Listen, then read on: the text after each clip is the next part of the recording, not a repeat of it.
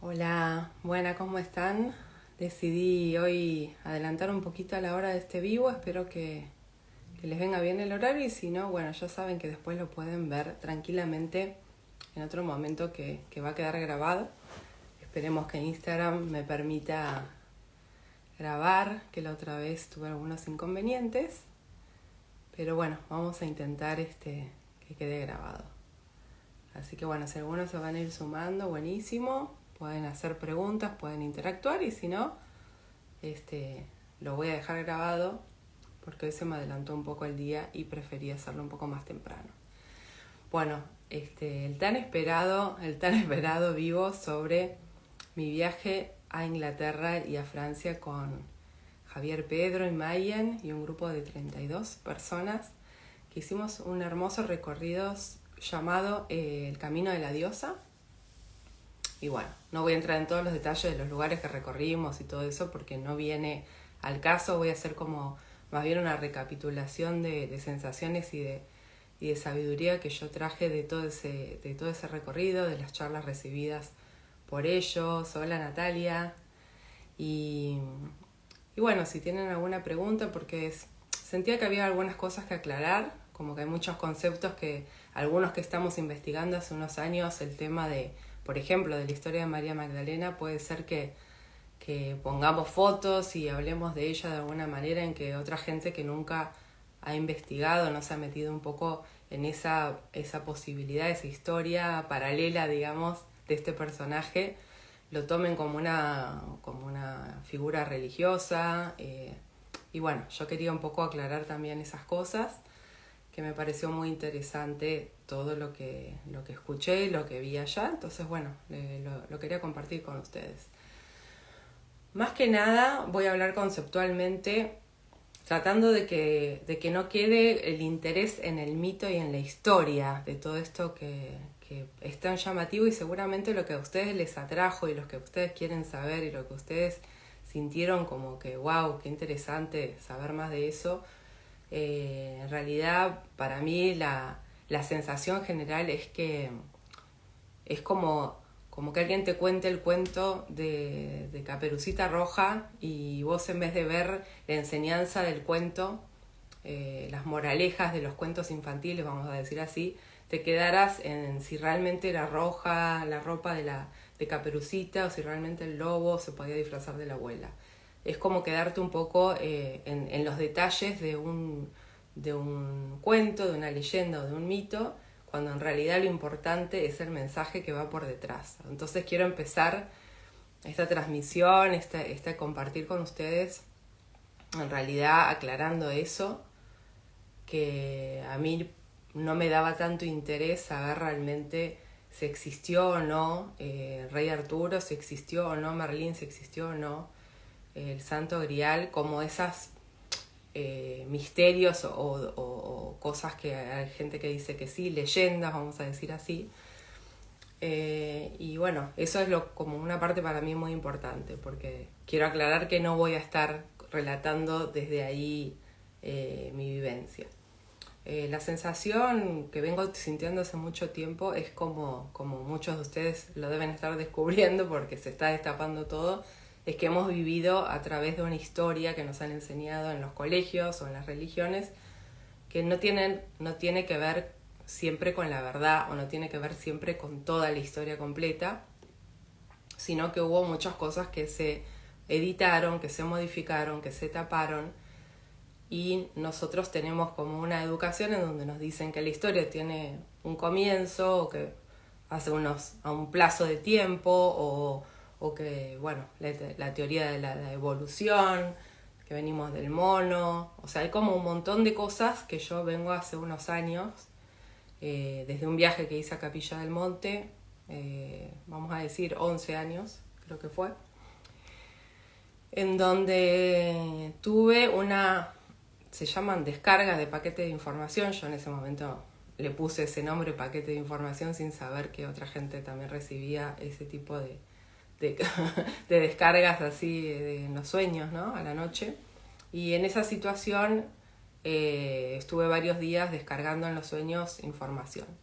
no me la recordaba, pero sí la sensación que me quedó después de esos días de descargas en la noche, estando en Capilla del Monte o en la zona de la cumbre, fue, me descargaron la verdadera historia de la humanidad. Y de ahí, más que eso, no tenía el título de la descarga del paquete, pero no tenía los detalles. Y bueno, fue todo un proceso en donde yo sigo desde estos años buscando activar esa memoria y en realidad a veces viene de adentro y a veces viene como imantación de información que voy recuperando desde afuera, vamos a decir así, ¿no? Entonces, bueno, empezar por ahí, empezar por decir que mucho de lo que aparece en la historia de María Magdalena o de Santo Grial o de toda esta historia que les voy a contar un poco hoy, mis conclusiones, voy a decir así, tiene que ver con una historia no contada, con la mitad de la historia que no se ve, ¿no? La mitad de la historia que quedó, como digo yo, editada, escondida, tapada o transgiversada. Entonces, bueno, básicamente el gran descubrimiento que tuve a través de este viaje que venía con un montón de información de parte de Javier Pedro, sobre todo, él explicó cómo había todo un gran conocimiento en la época atlante, que al haber resultado la caída de esa civilización, vamos a empezar, como digo, la verdadera historia, por eso hice todo ese preámbulo, ¿no? Hay una verdadera historia de la humanidad que no es la que nos enseñaban en el cole. Entonces, bueno, fíjense que la vamos descubriendo y que hay gente que la va recordando, que hay canalizadores, que hay recordadores y hay un montón de libros también que en realidad uno puede investigar. Pero básicamente sabemos que vamos descubriendo recordando que hubo humanidades antes de la actual, que es Hiperbórea, Lemuria, Atlántida. Y en la época de Atlántida se trabajó la etapa más bien mental, pero se llegó a mucha sabiduría. El tema es cómo después esa sabiduría y esa capacidad de trabajar con la energía, de trabajar con tecnología, de trabajar con un montón de herramientas, se dio vuelta y se volvió negativo, o se autodestruyó, o se perdió, digamos, del punto de evolución en el que habíamos llegado cuando hubo la caída de Atlántida, que literalmente se hundió.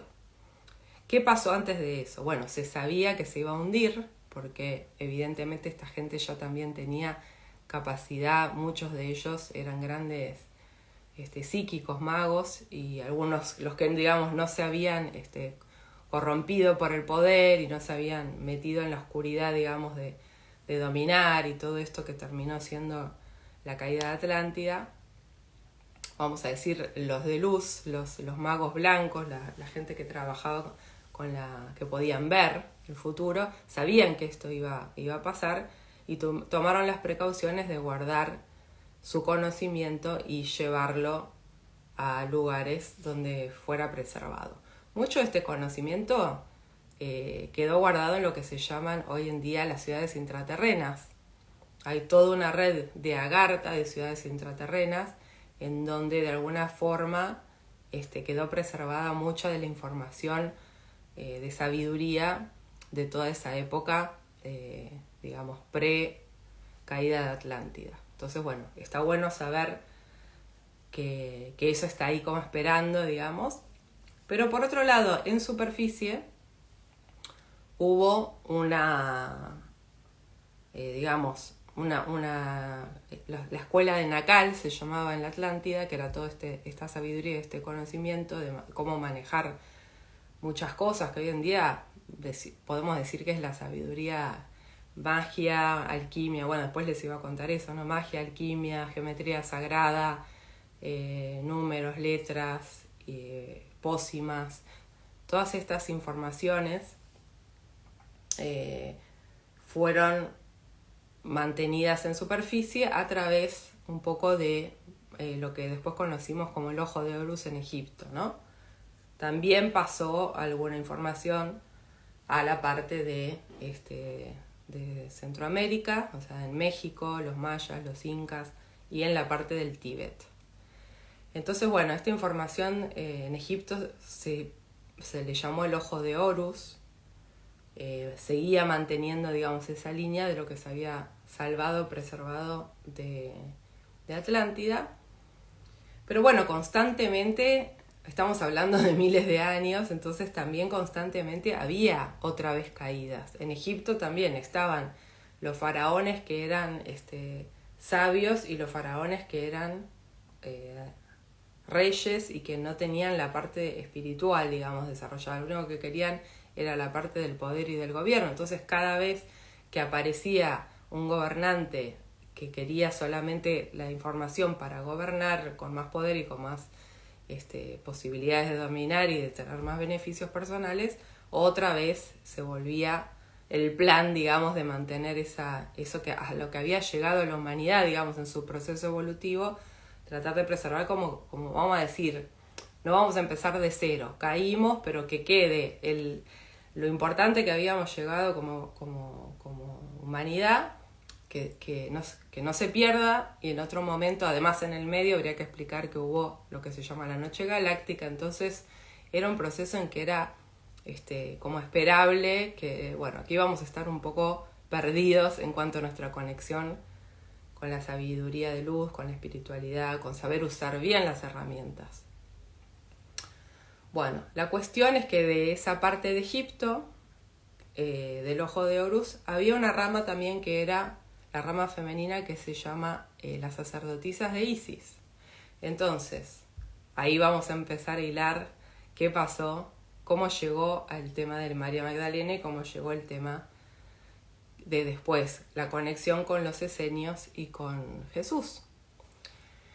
María Magdalena aparentemente no era ninguna persona humilde, pobre, desinformada, ignorante, ni mucho menos una prostituta como se lo presenta en algunas, vamos a decir, facetas de la religión, sino que era una sacerdotisa que estaba, y además parece que venía de sangre real, que tenía sus recursos, que venía de familias con un linaje, era un alma muy especial.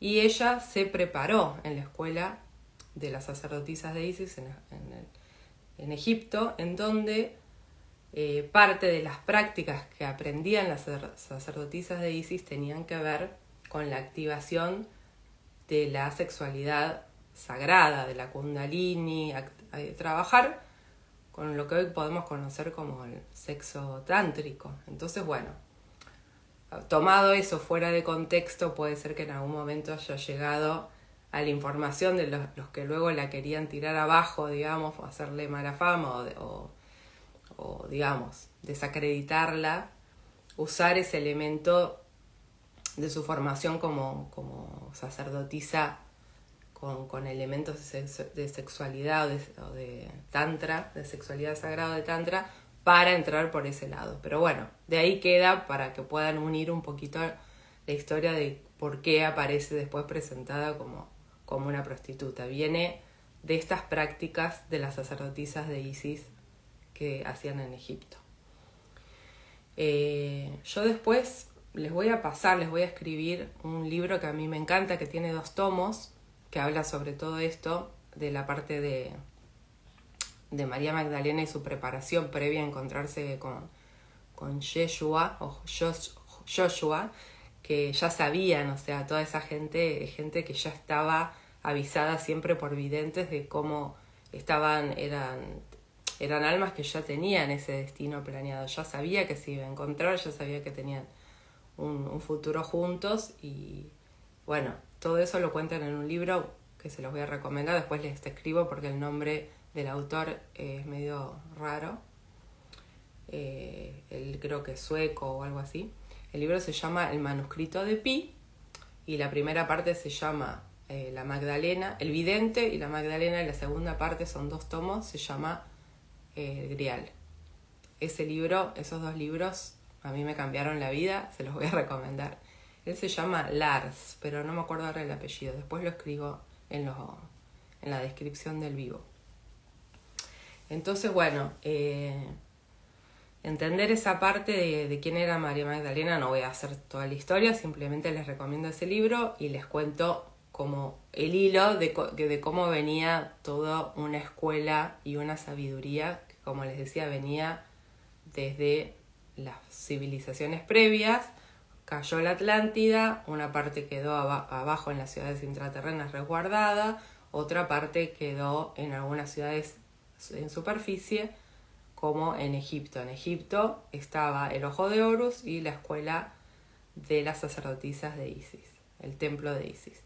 Hasta ahí, como un resumen un poquito de cómo conté este proceso hasta acá. Bueno, resulta que entonces en toda esa parte es donde aparecieron los famosos esenios. Hay otro libro, a ver si lo tengo por acá. Se llama Las arpas. Esperen un minuto, porque justo tengo la biblioteca acá atrás. Y este libro lo puedo mostrar. Arpas eternas. Está canalizado por una vidente de Córdoba. Yo lo compré también en Capilla del Monte. Se llama Josefa Luque Álvarez. Y es la vida de Jesús. Son 3 tomos. Entonces ahí también tenés información canalizada, información, vamos a decir, alternativa, que no es la de la religión oficial católica. Y ahí explican cómo a él desde pequeño los esenios lo fueron formando y le fueron enseñando, porque también ellos ya sabían Jesús quién era y para qué venía y cuál iba a ser su trabajo. Entonces, bueno, los esenios también, digamos, vienen con esta información, que por un lado estaba conectado con lo de Egipto, y por eso, de alguna manera, hay una coherencia entre lo que traía María Magdalena en su preparación y lo que tenía Jesús en su preparación con los esenios y ella con el templo de Isis. Y cuando continúa, digamos, después de su encuentro, que según estas historias no oficiales, ellos se conocieron y eran pareja, más allá que ella estaba, digamos, como discípula, parece que era como de su mejor discípula o algo así, además de ser luego su pareja, su mujer. Entonces, bueno, cuando Jesús ya sabe que a él lo van a terminar matando, él prepara todo para que cuando eso sucediera, su mujer, que era María Magdalena, y un grupo de él, de su familia, otras mujeres, creo que la madre, no sé, por algo se llaman las Marías, ¿no? Las que se van de Galilea, de donde él estaba, de Jerusalén, se van hacia la zona del sur de Francia. Todo esto es la previa que les estoy contando, porque yo en realidad lo que hice fue ir al sur de Francia, a las costas donde se supone y donde se dicen que llegó este barco, donde traían a María Magdalena con Sara y con 2 o 3 mujeres más y José de Arimatea. Entonces, esta especie de escape que hicieron era para preservar toda esta sabiduría que Jesús había enseñado y que María Magdalena había recibido, tanto de estar a su lado como cosas propias que también ella tenía, porque si se quedaba ahí la iban a perseguir también a ella. Y también porque el famoso resultado de este matrimonio, de esta relación, de esta pareja, había sido un embarazo. Entonces ella, María Magdalena, en esta versión, digamos, de la historia, llega al sur de Francia embarazada de gemelas. Esas gemelas se llamarían Sofía y Esther. Hay otras versiones, según aclaró Javier, son versiones que dicen que la hija de ellos se llama Sara y aparentemente Sara sería una mujer, una joven, que María Magdalena cuando estaba en Egipto adoptó, una jovencita que adoptó, no sé si era huérfana o por qué situación la adoptó y era morena, era de una raza que vivía en Egipto, que ahora no me acuerdo el nombre de la raza, que son muy morenos con ojos claros y que son, bueno, después si me acuerdo se los digo. Entonces, bueno, esta Sara era, por eso le dicen la santa morena, ¿no? La santa negra, o tiene un nombre así, porque era característico su piel tan oscura. Pero ella aparentemente fue adoptada por María Magdalena y María Magdalena le enseñó a ella toda la parte que desarrollaba sobre aceites esenciales, elixires y sanación. Por eso a Sara se le pide mucho ahí en el sur de Francia, en uno de los lugares que visitamos, Sainte Maries de la Mer, o sea, las Santas Marías del Mar.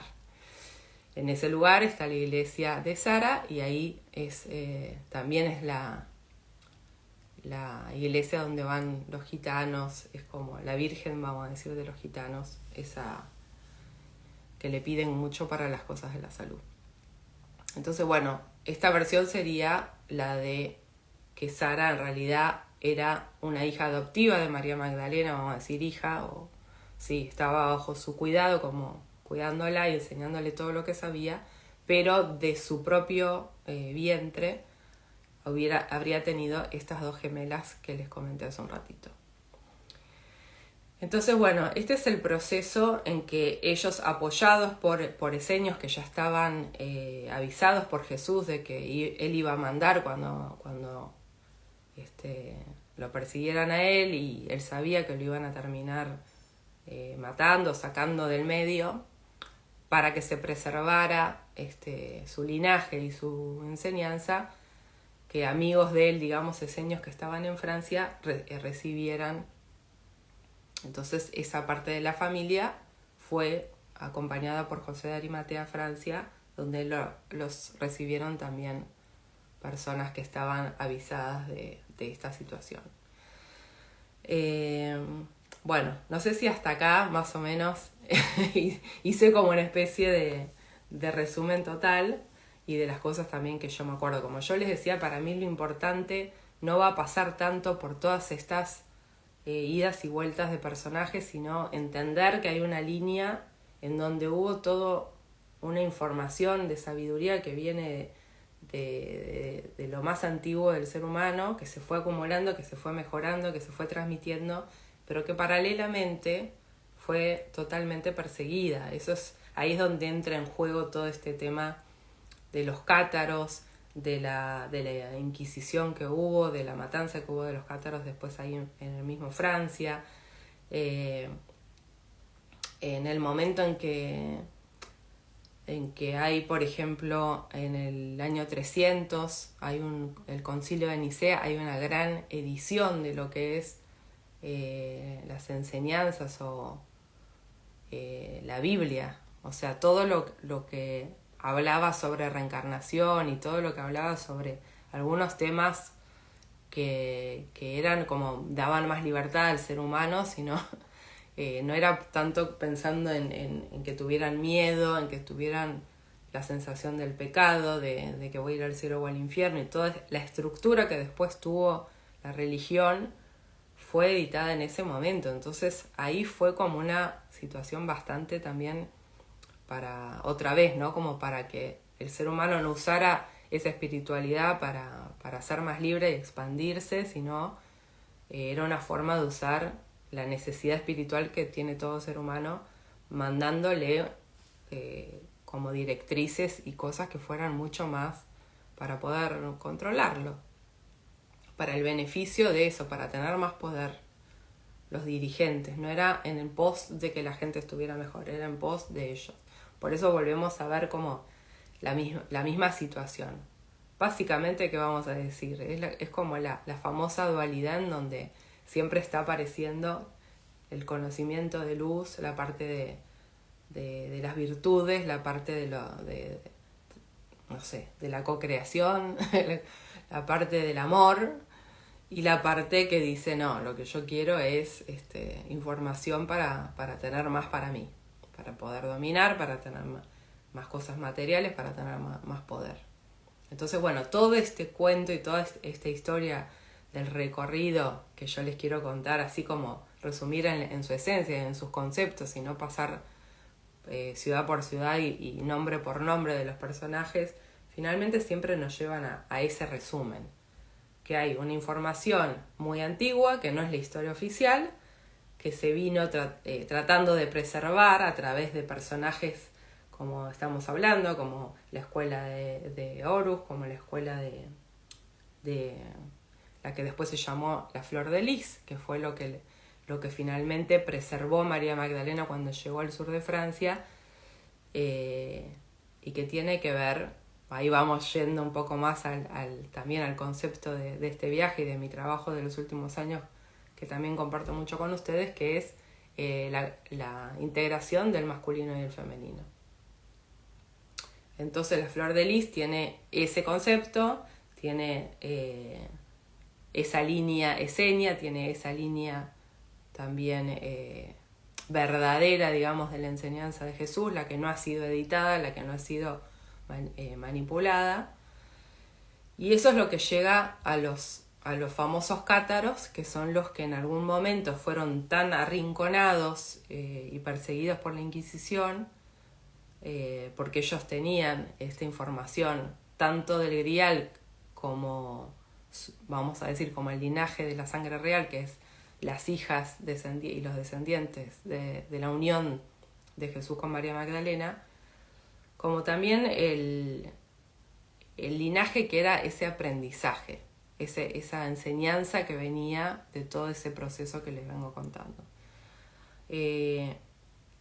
Aparentemente hay 6 libros donde estaba plasmada esta información, este conocimiento, esta sabiduría, y esos 6 libros los voy a contar porque tenemos los títulos. Son el libro de los números, el libro de las letras, el libro de la geometría sagrada, el de la alquimia, el de la magia y el de las pócimas. Entonces, bueno, en el famoso Montsegur, que es otro de los puntos que visitamos en el viaje, los que estuvieron viendo algunas historias y eso, yo compartí fotos de todo, lo que no puse es texto explicando todo esto de cada lugar, quedaron como imágenes y bueno, ahora estoy como contando un poco más. Es el lugar donde los cátaros fueron encerrados, digamos, por la persecución de la iglesia que estamos hablando, la tradicional, la que los consideraba a ellos, no sé, herejes, traidores, pero en realidad lo que ellos estaban buscando era que los cátaros entregaran esa información, vamos a decir, pura, ¿no? Esos libros donde estaba todo esto que les cuento. Y bueno, querían callar la versión de que el lugar que había tenido María Magdalena y la posibilidad de que Cristo no había sido un hombre célibe, había sido un hombre que tuvo una descendencia real física. Como yo les decía, a mí no me parece tan importante el tema de los hijos o no hijos, porque en realidad los hijos terminan siendo hijos carnales, vamos a decir así, más allá de que ellos les puedan haber enseñado, María Magdalena les puede haber enseñado algo a sus hijas y que ese ADN de la unión de ellos dos puede llegar a ser súper especial.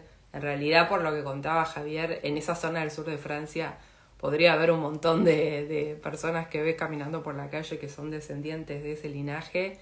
Y bueno, eso no quiere decir que son todos Cristos caminando por el sur de Francia, ¿no? Entonces vamos a diferenciar un poco realmente si ese es el punto en el que hay que estar buscando o el linaje y la herencia más valiosa de toda esta persecución que se recibía era la información de sabiduría. Aparentemente, por lo que contó Javier uno de los días, buscaban también, por ejemplo, el hecho de cómo hacer una misa activando realmente, ¿no?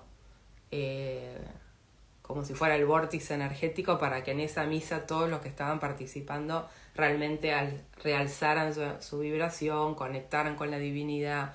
Todo esto como que en realidad faltaba alguno ingrediente, vamos a decir así, por todas esas distorsiones que hubo en el camino. Y bueno, la iglesia de alguna manera quería encontrar esos libros donde estaban las verdaderas formas de hacer esta misa. Eso es un ejemplo, ¿no?, que él dio. Entonces, bueno,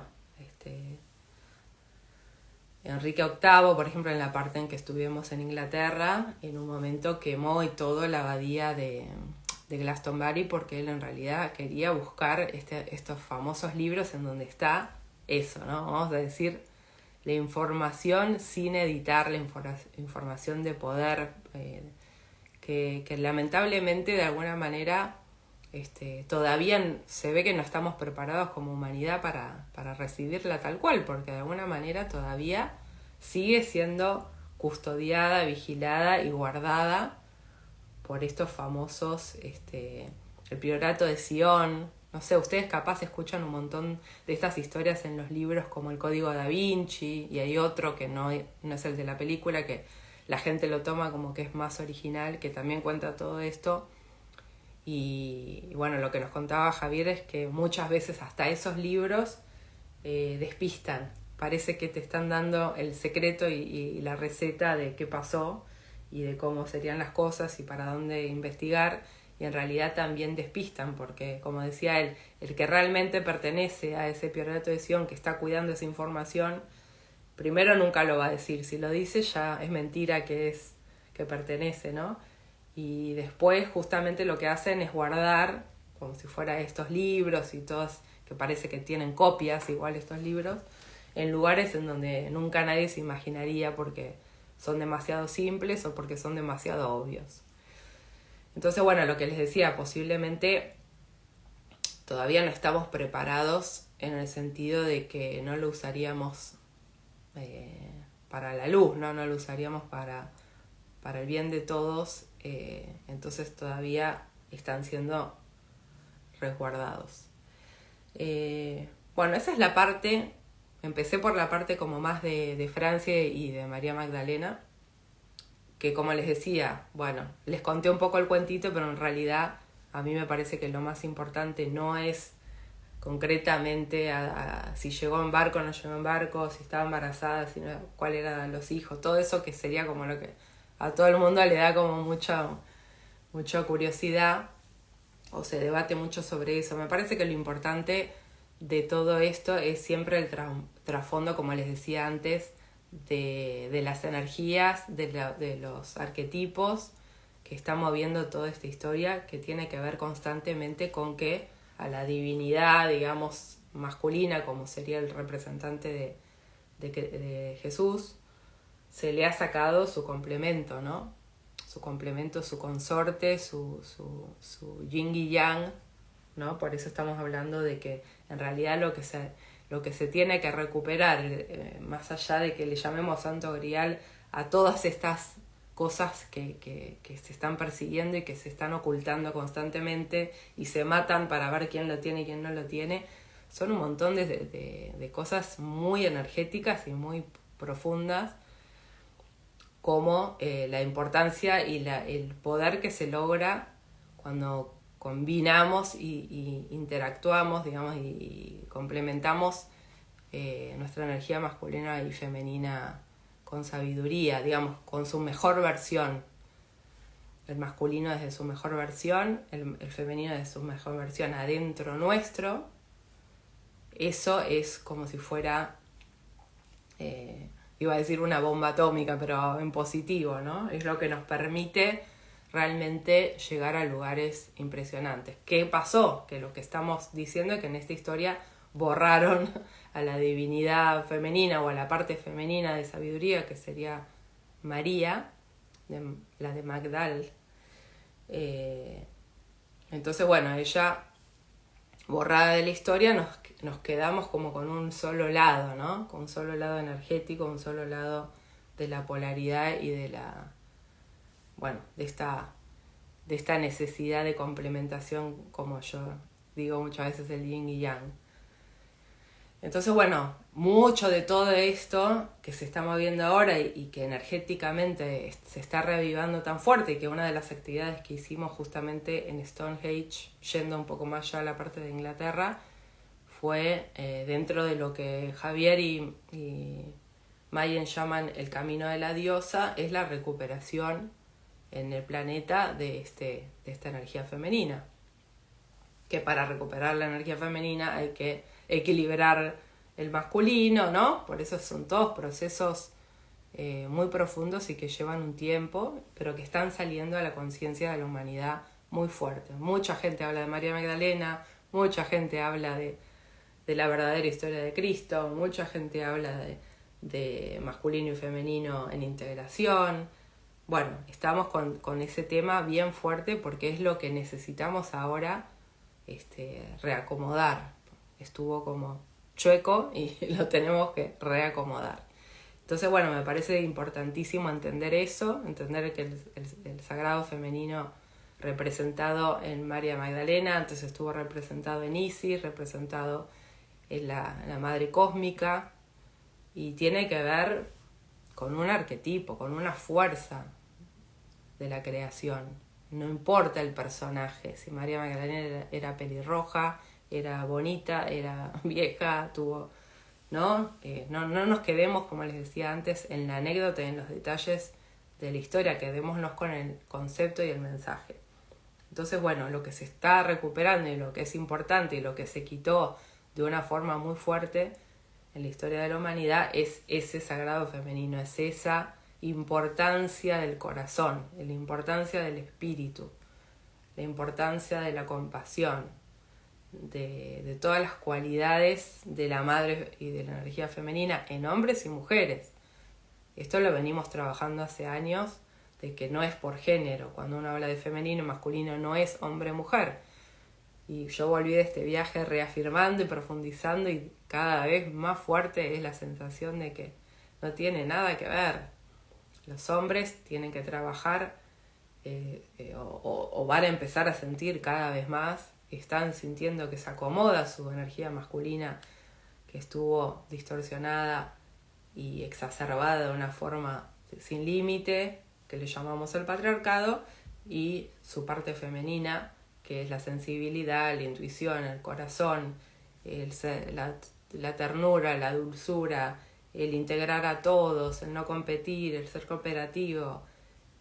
Toda esa parte no se le permitió, y la mujer lo mismo.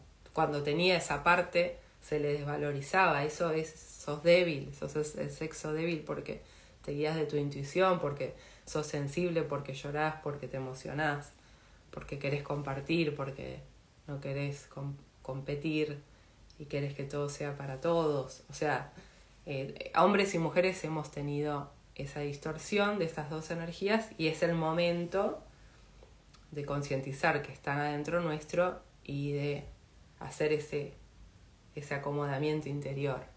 Entonces creo que esa es la parte que es lo que nos vuelve siempre ese mismo mensaje, y que es más importante que las anécdotas de dónde llegaron, dónde se fueron, dónde vivieron. Más allá que fuimos, por ejemplo, a una gruta donde dicen que María Magdalena estuvo hasta que terminó su vida en la tierra dando enseñanza, iniciando otras discípulas o no sé, apóstolas, ahí en una gruta muy alto, subiendo una montaña.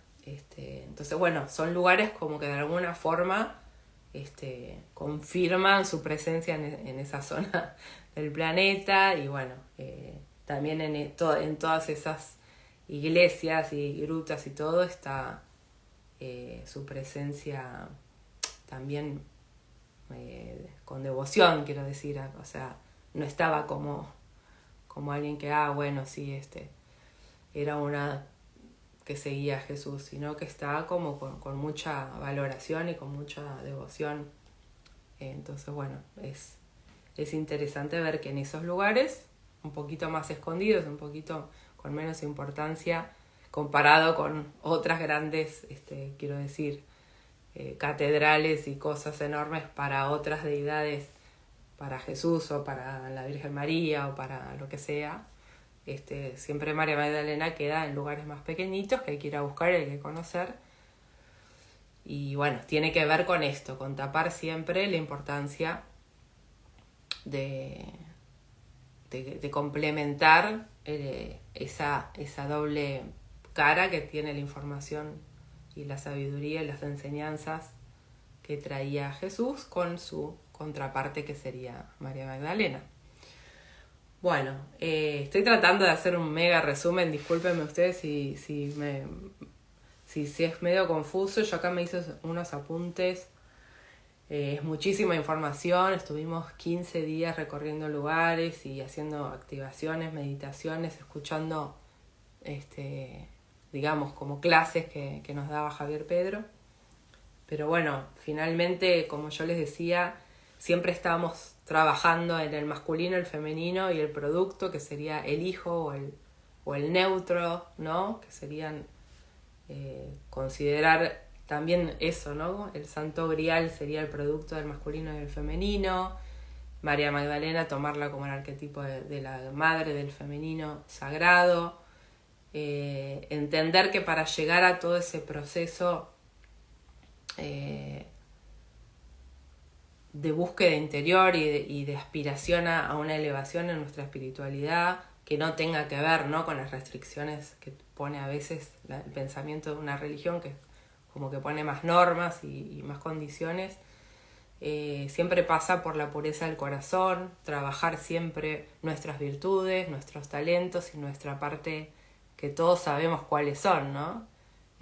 La bondad, la claridad, la dulzura, el amor, o sea, todas las cosas que son las virtudes nos van a ir elevando la frecuencia y la vibración mucho más que si seguimos trabajando desde la competencia, la ira, el odio, la envidia, el resentimiento, el miedo, la preocupación. Eso no quiere decir, ¿no?, que esté mal tener esas indicaciones de forma de vida, de forma de sentir, de pensar y de tratar al prójimo. Simplemente que no lo tomamos como una cuestión de que vas a ser castigado, de que hay un juicio, de que hay un infierno. Todo eso es la parte que está más transgiversada luego por la institución, pero esa pureza del corazón sí es la búsqueda, es lo que activa también, como decía Javier, de que una copa pase a ser, de una copa de vino pase a ser también un santo grial, que es lo que hace que un objeto se convierta en otra cosa más sagrada. Bueno, la pureza del corazón de la persona que lo está usando, ¿no? Son todas hermosas metáforas. Otro tema que a la gente le encanta, como para ir cerrando un poco, es el tema de Merlín. Según nos contaba Javier, la parte del rey Arturo era como una especie de vuelta de la energía crística a través de Arturo. Lo que pasa que en el medio siempre, como les decía antes, se iba transgiversando el tema de la oscuridad, ¿no? Siempre era como que de arriba, vamos a decir, ponían personajes para que nos recordaran cuál es el camino de esta pureza del corazón, de este poder que tenemos todos, de estas capacidades luminosas que tenemos, y siempre se metía alguna información venía alguien y le llenaba, ¿cómo se dice? Le calentaba el oído al personaje para decirle, no, pero mira, si en vez de ayudar a tu pueblo vos tenés más dinero, vos tenés más mujeres, ¿no? Como esa sensación de la posibilidad de que se negativicen, ¿no? Lo mismo pasó con los caballeros templarios, algunos estaban protegiendo esa información y algunos se dieron vuelta, vamos a decir así, terminaron entregando a los cátaros. Entonces, bueno, siempre está esa especie de película en donde está ese tironeo y esa trama siempre de la luz y de la oscuridad. fue muy interesante lo que dijo cuando fuimos al lugar que se llama la Cueva de Merlín y el castillo donde teóricamente nació Arturo.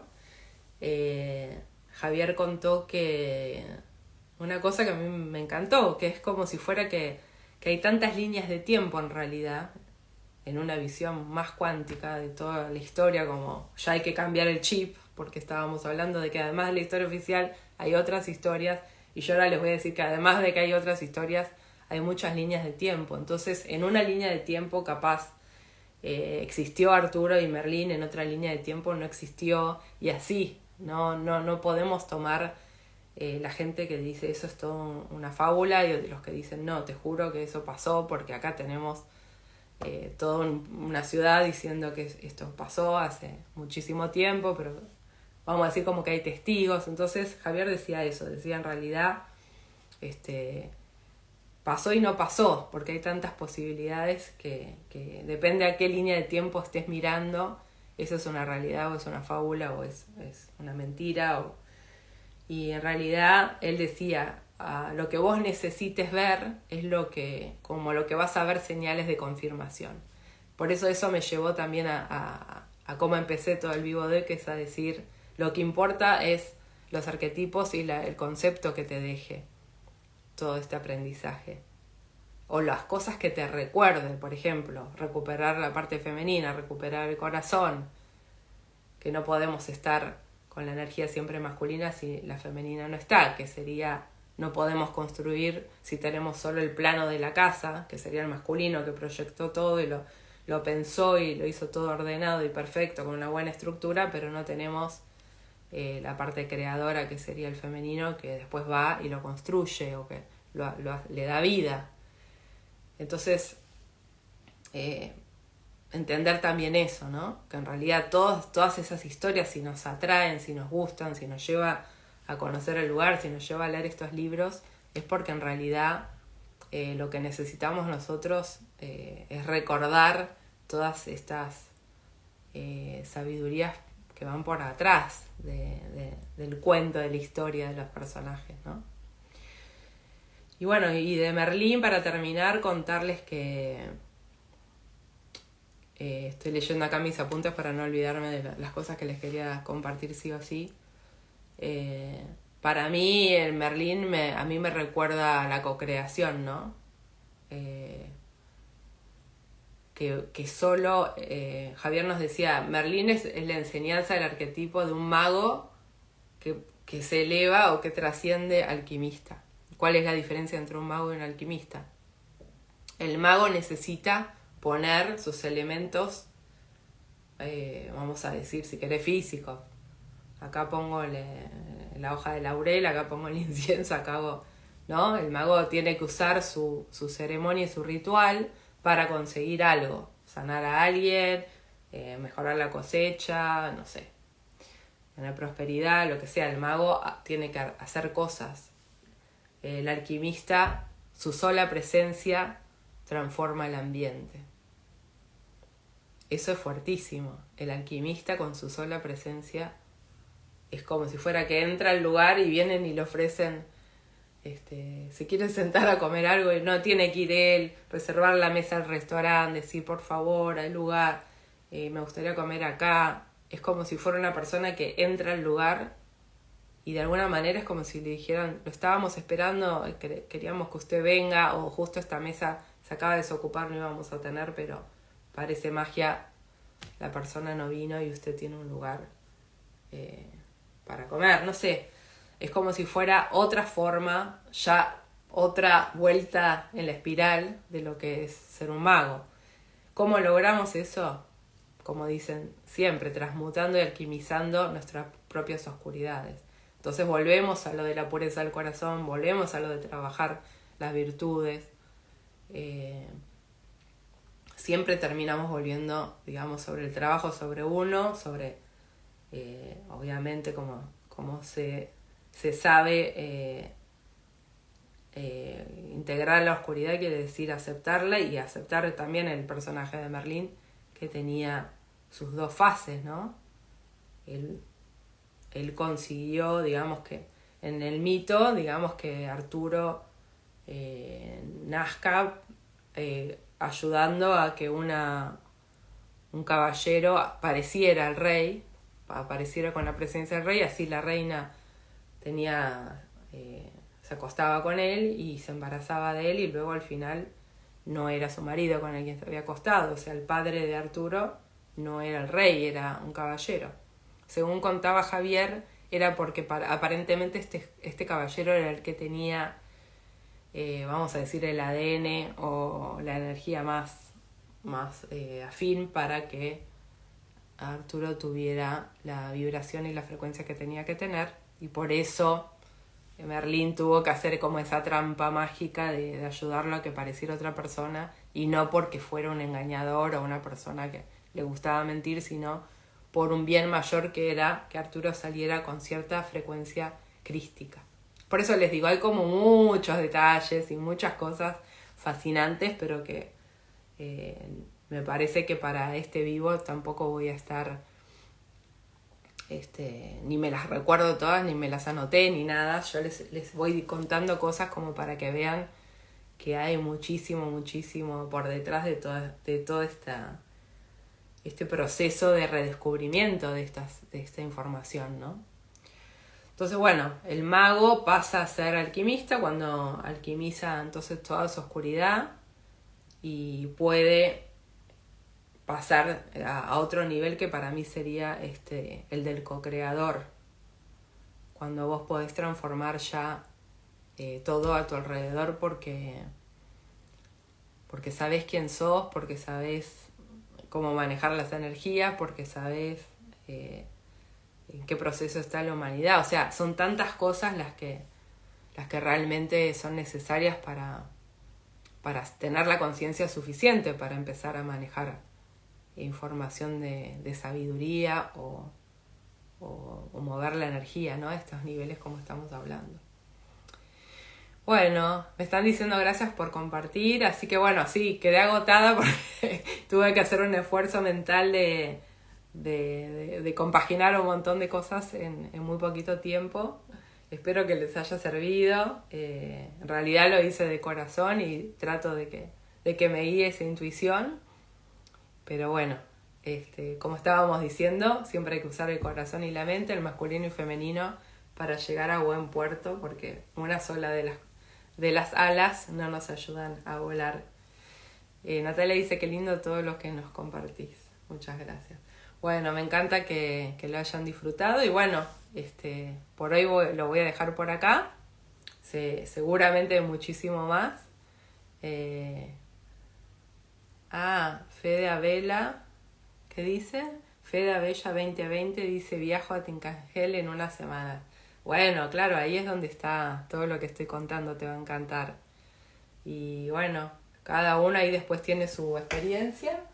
Yo me traje a Merlín de recuerdo, y es una energía que bueno, nos ayuda a recordar los magos que somos, nos ayuda a recordar la capacidad que tenemos de co-crear, y nos ayuda a recordar que vamos a co-crear con mucho más poder cuando lo hagamos con el corazón puro, cuando integremos nuestro corazón con nuestra mente y vayamos siempre en equilibrio, y cuando tengamos en cuenta todas estas virtudes, que dije 2 o 3, pero que son como 13, según tengo entendido, las que vienen de la sabiduría de Cristo y de los esenios. Entonces, bueno, ahí siempre va a estar la lealtad, ¿no? Van a haber un montón de virtudes que nos van a ayudar a que el camino, si nos equivocamos un poquito, enseguida recordemos por dónde hay que caminar y por dónde hay que avanzar. Así que bueno, los dejo por hoy con estos hermosos recuerdos, y bueno, me alegro que lo hayan disfrutado como lo disfruté yo, sacando estas conclusiones que nos sirven a todos, ¿sí? Bueno, un besito. Adiós.